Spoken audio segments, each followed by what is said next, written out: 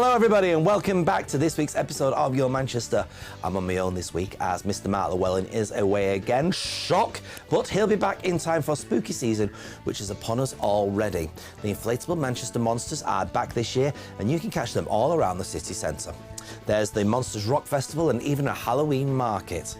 And then it'll be baubles, Christmas trees and sparkles before we know it. As we know, it's so sparkles for me, Ms. Belinda Scandal. Yes, indeed. Now we've got a brilliant show lined up for you tonight. I'll be speaking to the runners of Manchester Theatre 53-2, Alexandra Maxwell and Simon Naylor, about their new show, which is 5 years in the making. That's called Frank for Sophie Forever. It's ridiculously funny and all about men's mental health, raising money for the Andy's Man's Club charity, a truly wonderful cause. I'll also be speaking to Jennifer Cardwell, who plays Bridget in the true crime rock musical Lizzie. That's right, it's back for a 4-week run after a successful stint last summer. And what a blend of genres it is. On top of all that, I'll be speaking to Jazz Binag, part of an uncle and son DJ duo who are bringing their successful Edinburgh Fringe theatre piece, Pally and Jay's Ultimate Asian Wedding DJ Show, to the Octagon Theatre this month. This is how your show's looking.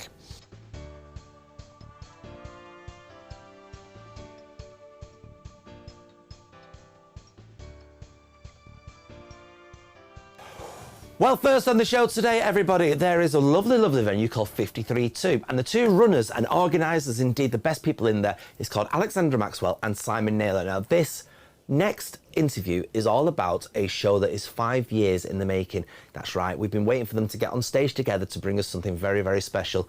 It's called Frank for Sophie Forever, and we spoke to them all about that show.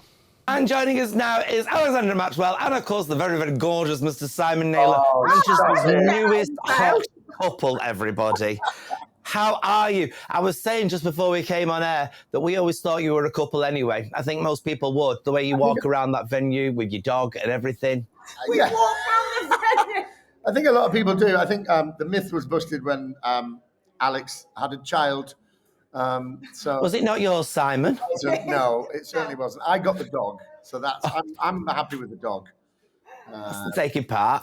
Yeah. So listen, 53-2, it's done remarkably well. You've gone from what can only be described as a showroom to something absolutely fantastic. And from that, obviously your relationship, your friendship, your business partnership has developed. And now finally, we get to see both of you together again on stage. Tell us all about this. Yeah, well, it's actually, I mean, the venue was 2016 we got the venue. Yeah. And then we got this play 5 years ago, which would have been 2019, 2019? Quick maths. Yeah. Something like that. But then that was obviously, we were in between venues. Yeah. And then had wonderful COVID. Yeah, we don't talk about that though. And then we got a new venue, and then Alex had a baby. Selfish, really. And so eventually, it just felt like the right time to do it. Of course, we did Macbeth in 2018, which was great. And so, yeah, we're quite excited, but also equally terrified because it's been a while since we've both been on stage. Never mind just a two-hander. All right, then tell us all about this then. What is this that we're going to be seeing? So it is a sort of it's like a rom-com but comedy. It's a couple in their 40s. I won't give too much away. There's also very little romance. Yeah, so we're on the other side Yeah. of the honeymoon period, let's say. Yes. So it's kind of at the breakdown point, and we're trying to salvage what we can, if we can. But it's very funny. And yeah, a lot comes out of it by the second half. You know, it's a bit more serious. There's a bit more important subject matter. It's got quite a lot of heart, hasn't it? I think. Yeah. And we're also raising money for Andy's Man Club throughout it, Yes. which is great. Yeah. Because it touches on mental health and a lot of the pressures that people deal with. So it's everything I like about theatre, really. It should make you laugh, and it might make you go, oh, that's sad, which would be good. It's a very light-hearted, easy watch for an evening entertainment where you're not going to come away and have, you know, your world's not going to be turned upside down. It's just a nice, easy watch. So has your world been turned upside down by having to work in conglomeration with each other on the stage? I mean, it's one thing to run that successful business that you've got there, but actually letting your creative spirits flow and merge almost. How's that been? I think someone asked me about this actually just recently. I think it's a lot easier that we don't have to be polite to each other in the rehearsal room. Genuinely, it What do you mean in the rehearsal room? speeds up so much time. You can be more direct, say how it is, all the niceties are at the door, and you just get on with the work, and it's actually a lot easier.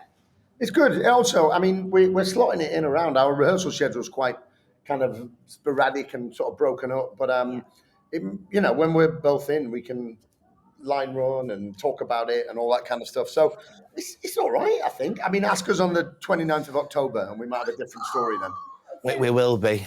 You've already been dubbed because of this one, the new Jack and Vera of Manchester. So we're excited to see how that pans out. So basically, then this story is full of fun. It's full of comedy. What I'm asking is, why should people want to spend the night investing their money into coming seeing this show? I think apart from the obvious, we've set something up. And now we're putting our neck on the line. So at the very least, just come and watch us fail, sink or swim. Everyone loves a bit of jeopardy, but also it's a really fantastic play. Ian, the writer, it's his first ever play. I think actually I need to check that, but it's a brand new play. It's world premiere. It's never been done before. It's fast. It's short. It's funny. It's got heart, and on top of it, you're raising money for a great cause. I think you're in for a good night. And when's it on? When can people get tickets? So we start on the 30th of October and it runs through to the 8th of November. The tickets are all online on our website, 532.com/what's on. They're on sale now. They've been on sale for a few weeks. So go grab them. Yeah, they're £12, but there is pay what you can option as well. No, we don't. I think that's just ridiculous, that. We've all got a living to make, my loves. You charge them what you want. That's what's needed. £12 tickets are. Pay what you can means you can pay more as well, should you want to. So yeah, and it's never going to happen, is it, really? It's Manchester. Listen, thank you so much for your time today. Thank you for having us. Good to see you. Now, one show that is coming back to the Hope Mill Theatre, and we are literally giddy about this. So giddy, I've had to wear 3 tenor ladies. That's how giddy I am, everybody. Yes, indeed, it's called Lizzie, and it's returning to us for a 4-week run very, very soon. We spoke to Jennifer Caldwell, a lady that's performing in this. She's playing Bridget, the maid, all about this wonderful show. And joining us now is the wonderful Jennifer Caldwell. How are you? Welcome to the show. Hello, I'm good. How are you? I am very excited to see the return of this fantastic musical to our wonderful place known as Manchester. For those that didn't catch it last time, Lizzie, what's the premise of the story?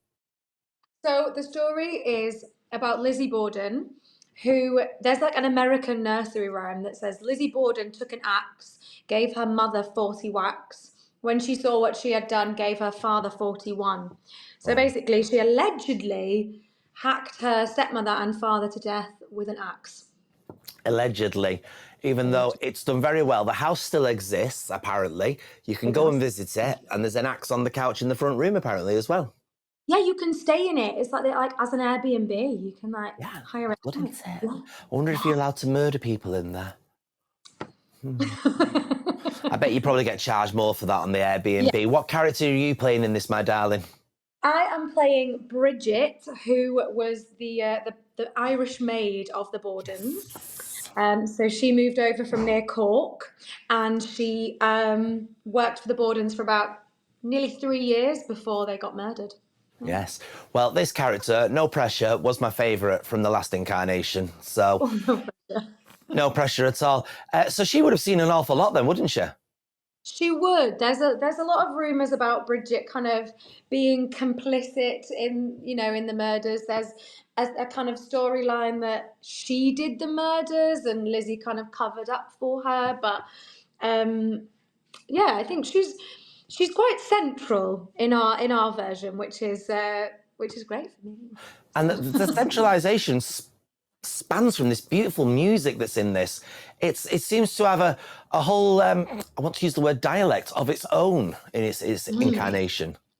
Absolutely. I think a lot of the music, I mean, there's quite a lot of different styles. There's moments of it that are really folky. There's moments that are really poppy, but there's a lot of kind of rock and punk undertones, which kind of mirrors the subject matter and the rage that is kind of the undercurrent of the show, I think.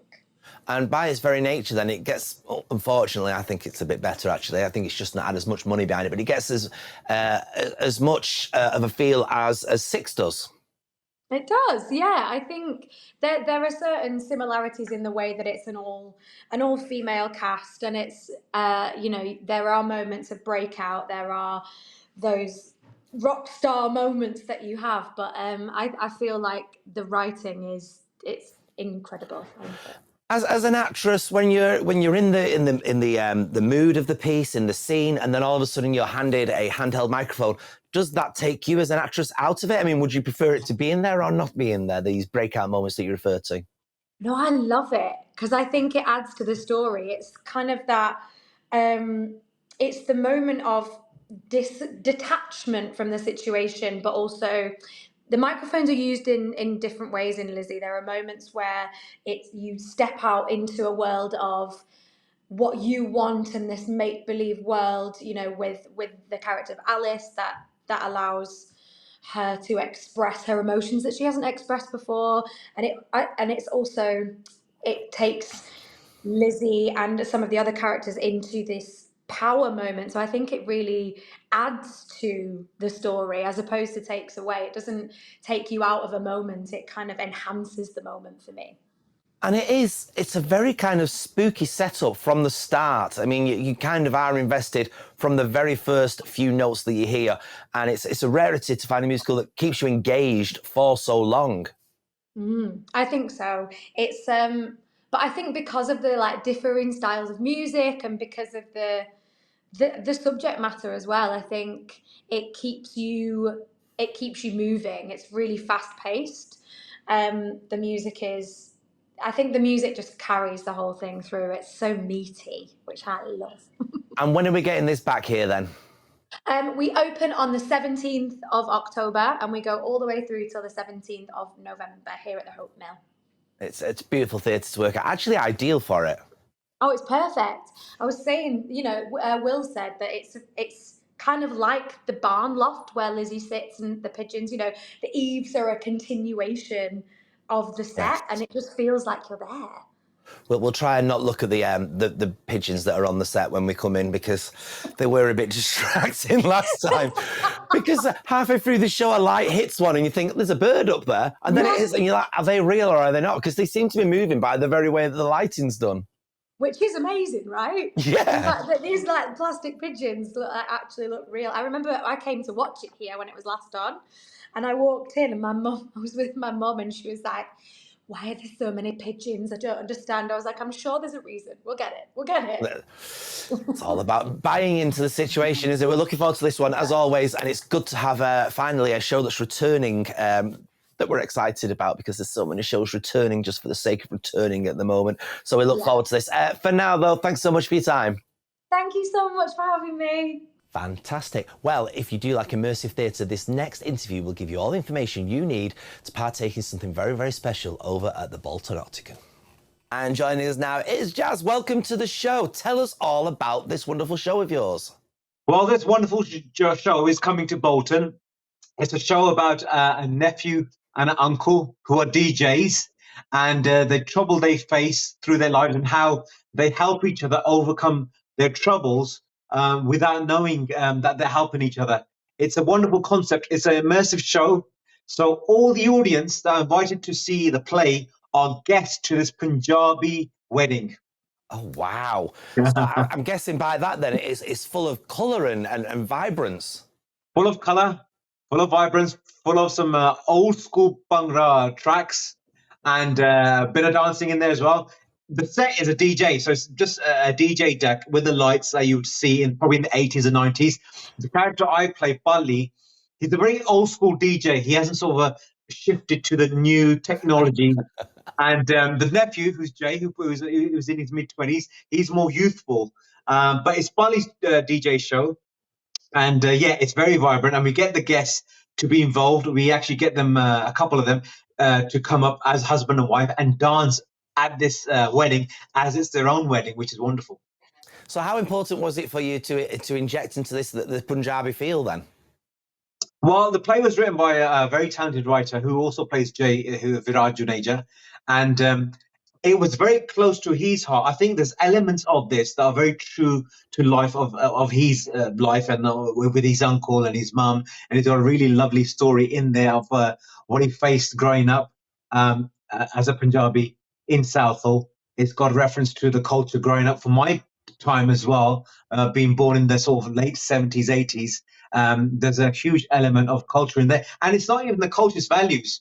So it's not just Punjabis. You have all the other cultures out there and races. They can sort of really instill on the values that we hold, and that should be brought forward even today. It sounds like this could almost be a quite important piece for people to watch and partake in. It is. It is. Like I said, it's a show which can appeal to a variety of your audiences, and it's just a good, fun show. I mean, it's not long.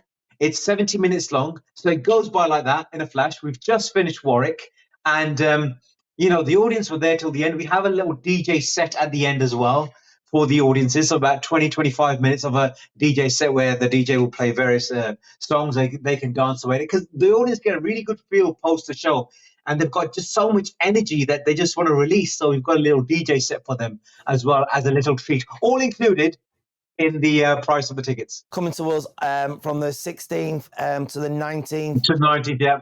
Of October. We've got two shows on a Saturday. So we've got a matinee at 4 and the evening show at 8. So there's plenty of shows for everyone to catch. It's going to be amazing. It sounds amazing. It sounds like a good night out, which is what we always need.